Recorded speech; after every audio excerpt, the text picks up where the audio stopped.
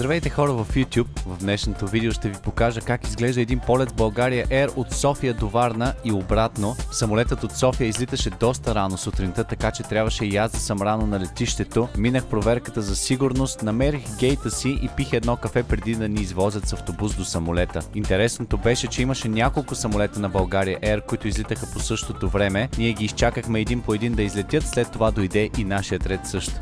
Излетяхме от писта 09, времето беше страхотно, бързо направихме височина, почти веднага след достигане на нашия ешелон започнахме и снижението към Варна. Полетът е изключително кратък и неусетен, трае около 40 минути във въздуха. На борда предлагат шоколад и напитка, а аз си взех газирана вода, а шоколадчето го запазих за дъщеря ми, която всъщност не остана много очарована от него. Самолетът беше Airbus A220, изключително приятен самолет, буквално миришеше на ново вътре в него, имаше дори USB-C портове за зареждане, което беше много удобно. На борда може да откриете и няколко списания, които може да четете. Ето и кадър с книгата Летище, която четях в този момент.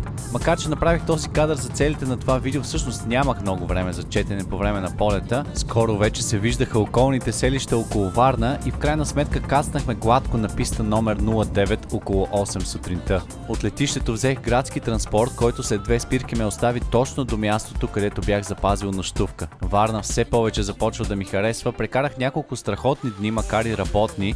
Успях да потичам, да се разходя, да стигна до плажа, да покарам колело и да се видя с приятели. Обратният полет, отново сутринта, този път имаше доста голяма опашка на проверката за сигурност и дори се наложи персонала да приоритизира пътниците за София. Спряха всички останали и пуснаха само нас, за да не изпуснем самолета, въпреки че бяхме дошли на време. Излетяхме без забавене, времето отново беше хубаво, полетът мина неусетно, а кацането на писта номер 27 в София със страхотен изглед към града, като прилетяхме и над околовръстното в София. Стандартна гледка за кацане на писта 27. За щастие, ръкопляскане след кацането нямаше този път. Придвижихме се до мястото за паркиране на самолета и влязохме в летището през ръкав, което беше удобно. Надявам се това видео да ви е харесало.